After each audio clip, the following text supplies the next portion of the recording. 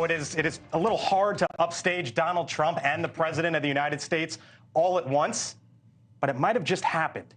It backs the Second Amendment, has more than 4 million active members at any given moment, and is a major force for conservative lawmakers right here in Washington, the National Rifle Association.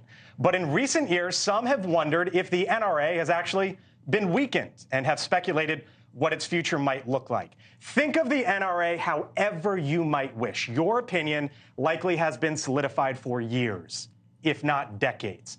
Perhaps the only thing more solid than your opinion of the group has been its leader since 1991, Wayne Lapierre. And tonight, Lapierre, 74 years old, has announced he is leaving the NRA at the end of this month. The end of an era, and perhaps a new one begins. Hello to you all. I thought this was a pretty big announcement. Some folks were wondering if this was going to happen because, of course, there's a trial involving him in New York starting on Monday.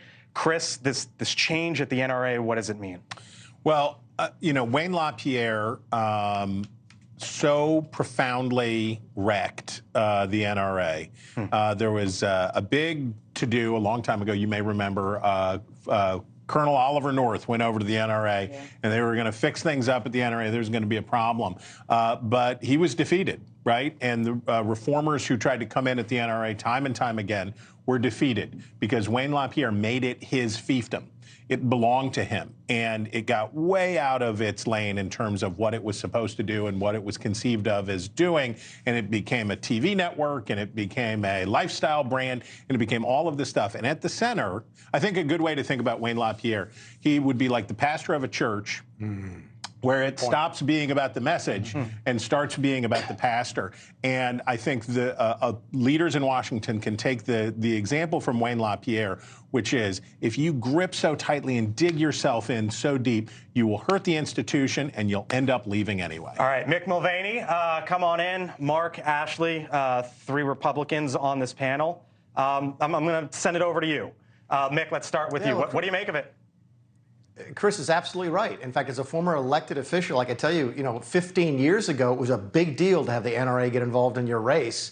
By the time I left Washington, I didn't really care what the NRA was saying because I didn't perceive it anymore as being a group that was really dedicated to the principles. The group was dedicated to Wayne Lapierre. That's how I perceived it as someone on the outside looking in. So I think Chris is spot on. There are now competitive groups that have jumped up in the last couple of years to try and take the mantle of the Second Amendment away from the NRA, some of them with some success. The Gun Owners of America has been a fast-growing, successful group. So, yeah, the best thing for the NRA was probably for him to leave, but the better thing was probably for him to leave 3 or 4 or 5 years ago.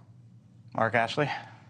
Well, I agree with Mick that he should have probably left 3 or 4 years ago when the whole drama and the scandals that were happening around the NRA. I mean, I think that I was expecting this to happen, and it didn't happen soon enough. So I don't think it's as big of a deal.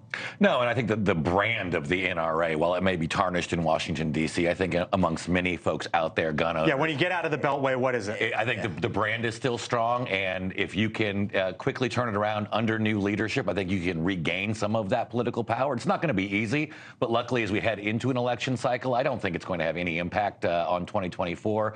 People know who's for the Second Amendment and who's against it. So Everytown, which is the group that is a staunch one of the groups that is a staunch critic of the NRA, said this. They said, quote, "For years, Wayne Lapierre has pushed an agenda that has cost countless lives, fueled armed extremism, and endangered our communities. His legacy will be one of corruption, mismanagement, and destruction. The trial begins on Monday.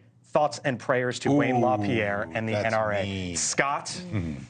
It's interesting that he resigned a day before the trial begins. That does not absolve him of accountability. The Attorney General for New York has said as much. And he still has some potential liability in regard to mismanagement of funds and what he spent personally versus for the interests of the NRA. So we'll have to see. What'll be even more interesting is the Democrats' reaction to this.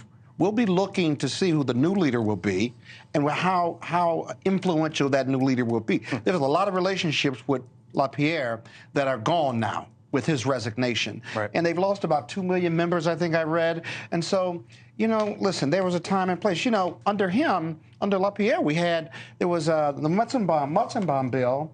Out of Ohio, we had a ban on assault weapons for several years in the late 90s, I think, Chris.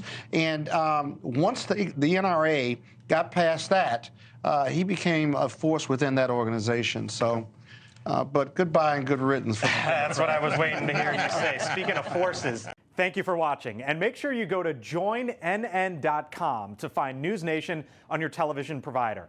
And don't forget to click the red subscribe button below to get more of NewsNation's fact-driven, unbiased coverage.